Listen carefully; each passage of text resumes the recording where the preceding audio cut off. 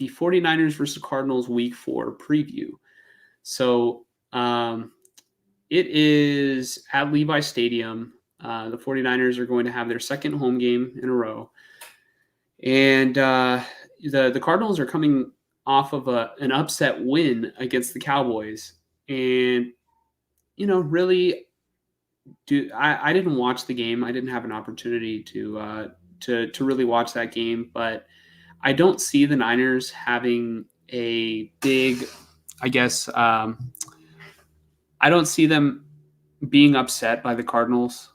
Maybe it might be a close game because it's a divisional game, and those games are typically like, you don't know. But I really don't have any faith in Jonathan Gannon as a head coach. I really think that he is going to be the first coach who gets fired this season. Well, no, not the first coach who gets fired this season, because there are other situations where maybe there are better coaches who are on the hot seat currently. But I just think that Jonathan Gannon might be one of the worst head coaches in the NFL. And maybe he might prove me wrong, and this will be one of those takes that ages very poorly. But he just, I don't know, he strikes me as somebody who's very awkward. And Mike, you saw the video of Jonathan Gannon talking to his team, right? Like, did you see that one? He's like, I need killers. And they're like all looking at him, and it looks like an episode of The Office. Yeah. I mean, he comes off like uninspired and stuff, but at the same time, from my point of view, I see 3 weeks of a team who is expected, like fully expected without Kyler Murray to get the first overall pick, and they're going out there and winning first halves and then just outright beating the Cowboys, who a week ago everybody was saying was a top 3 team in the league. Maybe not everybody, but a lot of people. So I think that this is a guy that these players are playing hard for, and I really think they don't have a very good roster. So the fact that they can go out there and do what they're doing tells me that they're doing something right as far as coaching is concerned. But, again, going back to that video that you're talking about, yeah, he doesn't seem like the most inspiring guy, but maybe he's really good with X's and O's, and he put together a really good coaching staff to surround the team. Mm-hmm. I don't know. I don't see it with him. And, like I said, I could be wrong, but, Shanahan's been, Shanahan has struggled against the Cardinals in the past, but that was with Cliff Kingsbury. For whatever reason, Cliff Kingsbury would find a way to give Shanahan some problems, except for like last year. Like I witnessed Colt McCoy go and smack the 49ers in, I want to say it was week 7, 2021. I was there. I was sitting in the end zone, and I was like, damn, this, I thought for sure the Niners had that game in the bag, but they fucking blew it. And I was like yelling. I was like, I was yelling at Shanahan and starting chants like, play Trey Lance. And then this guy who was sitting like a couple seats over, I think I told you this story, Mike, but for those of you at home, he's like, he said something about like, God, what did he say? I'm blanking, but he was like, Jimmy doesn't play defense. And I was like, we need points, right? Like we only had like 7 points up to that point, or like we were getting dogged. And I was like, if you're not going to fucking put up points, at least develop your first round pick. Like, the guy who at the time was supposed to take over. Like, I don't know. That was a crazy game. I had a lot of fun, even though the game was like awful on the field. But going back to this matchup on Sunday, the Niners are just too stacked to lose to a team like the Cardinals. I don't see it happening. I could see, obviously because it happened, I could see the Cowboys losing to the Cardinals. Like, It's the thing about, like, one thing that you said was, like, the Cardinals have put up good points, good amounts of points in the first half. When there's a brand new head coach on teams, one common theme that I've noticed, and maybe the numbers historically, go against what I'm about to say, but when there's a brand new head coach, they typically will get off to a hot start in the game. Like you mentioned yesterday, um, or not yesterday, but in some of the previous episodes, that Josh McDaniels' teams would uh, they would get out to a lead and then blow it. Like two score leads, and then they would blow it. Um, uh, Hold on, lost my train of thought. Uh, New coaches, there's not a lot of film on them, like, to begin with, especially brand new ones, right? Like, if you get a guy who's going from one system to another, like maybe it's like a lateral move, or maybe it was like a head coach somewhere else, uh, or it's been a long period of time since they were a head coach, you get sort of an idea on what they're going to do. Like Josh McDaniels, yes, he was like in the league for like a good amount. He's been in the league for like 20 years at least. He's spent a lot of time with the Patriots, so there's a lot of film on his system. But common theme: brand new head coaches, new system, new personnel. You don't know what to expect, and it's really hard to prepare. So that's why other teams struggle at first. And then the Cowboys, I don't know how that game went, but they just could never recover. Yeah. So yeah, I feel like Christian McCaffrey is going to have another big game. You can still hear me, right, Mike? Okay. Christian McCaffrey is going to have another big day. I wonder if Brandon Ayuk is going to be able to play in this game, and that'll definitely be something to look at. I think that, given that he'll be on 14 days rest, is definitely a good thing for him. But we'll see the severity of his injury. If Ayuk isn't able to go, then maybe Debo might have another solid day, and Kittle will pick up some of that load. What were you going to say, Mike? I was just gonna say I could see them giving Ayuk one more week to rest and get ready for the Dallas game. Mm-hmm. But that's if they feel like overestimating the Cardinals, and of course if they really feel that he needs it. You mean underestimating the Cardinals? Yeah. Like I in the sense of like if he doesn't need the rest, but they feel like, oh, let's give you one more week so that you're really ready, like for sure ready. Like maybe he's just like on the fence, really, still hurting a little bit, but like it's nothing that might be at risk of getting re-injured or something. Mm. Um but it could be like, well, we could just sit you and give you one more week, and then when come Dallas, it's like you're good to go, Mm-hmm. full health. This Cardinals game, like, the only thing I would be concerned about is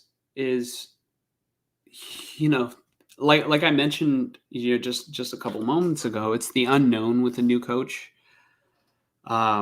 Josh Dobbs, I feel like, I'm pretty sure he's going to be the one starting on Sunday. But Josh Dobbs, when I've seen him run, the Niners have had trouble containing mobile quarterbacks, and Josh Dobbs runs pretty aggressively. Like he runs like how, I mean, I don't want to compare him to Steve Young, but just the way Steve Young would run, he wouldn't run scared. Josh Dobbs runs, at least from I've seen a couple plays where he just runs kind of fearlessly, and if he runs fearlessly, he's going to get hit, and he's going to get tagged by one of the linebackers, by one of the safeties. But I'm just wondering if there's going to be a big penalty from Dre Greenlaw. maybe hitting a guy kind of late while he's sliding. Um, I don't know, but I'm definitely curious to see the measuring stick of Josh Dobbs versus this Niner team, because we really haven't seen a lot of him like against starting talent in the NFL. Josh Dobbs. Yeah. Yeah, yeah. I mean, his best, his best, uh, his best competition has been Dallas last week. So I'm curious to see if he can continue playing winning football. Um, it seemed like it was a lot of it was on James Conner's shoulders for the Cardinals, and you know, I I think this Niners defense won't let that happen. Mhm. I Or at would least love to they see certainly shouldn't. I would love to see Nick Bosa get like an actual sack, because I didn't mention it in the Giants game recap, but Nick Bosa got his first sack of the season in week 1, and he went completely untouched. And he definitely had an impact on the game. He was like getting to the quarterback. It's just, you know, uh, good teams will, well, Giants aren't a good team, but good teams and scared teams will get the ball out quickly. And I feel like Daniel Jones was absolutely scared. Did you see the clip of the way that he was looking at the Niner defense, and he just like, he looked like he looked like his whole family went out for ice cream and didn't invite him or get him any ice cream. Like that's exactly the look he was given. He was so fucking scared. I don't know. But my prediction is that Kyle Shanahan will have the 49ers prepared, and maybe the score might be close, but I really see the Niners pulling this one out. And the Cardinals have no business beating a team that is as talented as the 49ers, so long as everybody, plays a clean game, stays healthy. But, there's been crazier upsets. So I'm picking the Niners. Mike, what's your pick? Yeah, I'm picking the Niners. There's no debate. I mean, unless the Niners go out there slow and mistake ridden, and the Cardinals are just riding an insane high coming off the Cowboys game, and play really good. But no, I mean, if I'm picking, it's easily the Niners. And is this a home? I can't hear you. It is at home. Sorry. Okay, you're good. Yeah, Yeah. at home they're not losing. They're not losing to the Yeah. Cardinals. And if they did, guess who's about to have a fucking meltdown next week? This guy. No, I'm just playing. Uh, yeah, Niners are going to take care of business. And, hopefully that gives them good momentum going into the Dallas game. Because I'm telling you, if the Niners do not pull out this Cardinals game, Dallas almost looks like a must win if you're going to want to pursue that 1 seed and get that first round Well, bye. yeah, I mean, right now there's 3 undefeated teams: the Dolphins in the AFC, and then it's the Niners and the Eagles in the NFC. Eagles don't look as good as they did last year. They still have great players. They have a great team, but I'm telling you, Super Bowl hangover is leaning over them, or is looming Yeah, over them. yeah, but I mean, the fact that they're 3-0 while having Super Bowl hangover, I mean that should subside if Super Bowl hangover is a thing. Um, I think they're only going to get better as the season goes on, and they're only going to get healthier. Um, and obviously in the NFC, I find them to be your biggest threat, and then the Cowboys. And I mean, the Seahawks don't look as good as they were last year. And I'm honestly struggling to find another NFC team right now. The Rams. I How about the Rams? Yeah, let me see. Let me look at the Did game they right win now. tonight? It's apparently. Oh my Oh, good God! not the Rams. Not the Uh, Rams. No, well the Bengals are up 19-9 with 6 Yeah, minutes left. So I mean they're still in it, but I'm just saying good god cuz Enrique's kicker scored 20. Um Jesus. yeah.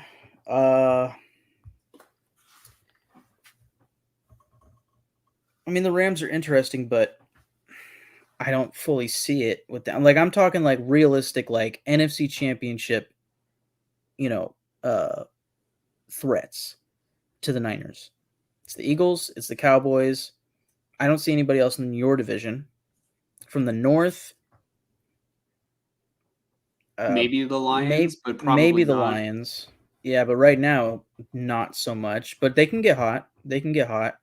Um, Yeah, if they do what Dan Campbell says and bite kneecaps off, yeah, definitely wouldn't be good for anybody. yeah. But the Vikings are 0-3, and their defense is trash. And then the Packers are like interesting, but they're not a threat. The last team I can think of is the Saints, but they're not. They're not nearly as good.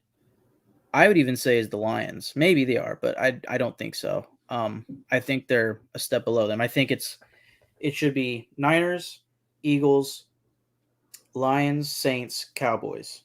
Those are your top 5 teams that are Not in that order. fighting. Well, when come playoffs, I think the Eagles will outlast the Cowboys on the regular season. So I'm saying like that will be the seeding if I had to Oh, guess. okay.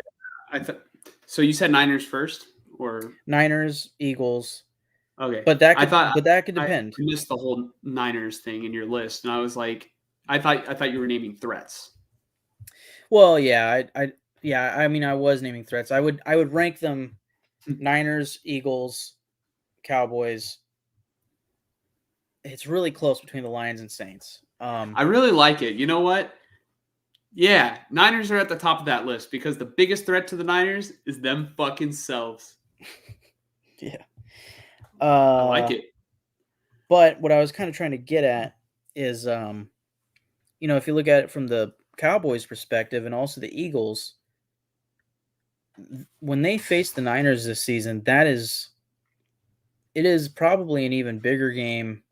Specifically, the Cowboys game. It's a bigger game for the Cowboys than it is for the Niners.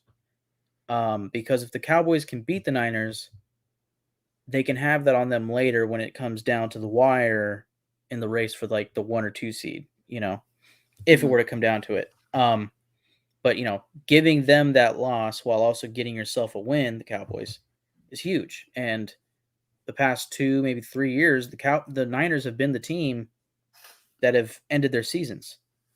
So they might come in with, some of those feelings. And then what the game that really interests me, of course, is Niners Eagles, which is happening this year, right?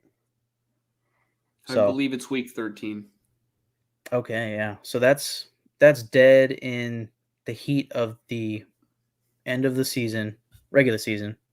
Race for the playoffs. That should be a huge game for playoff seeding, and Mhm. home field advantage. So, but as far as the Cardinals game, yeah, it's Niners all the way.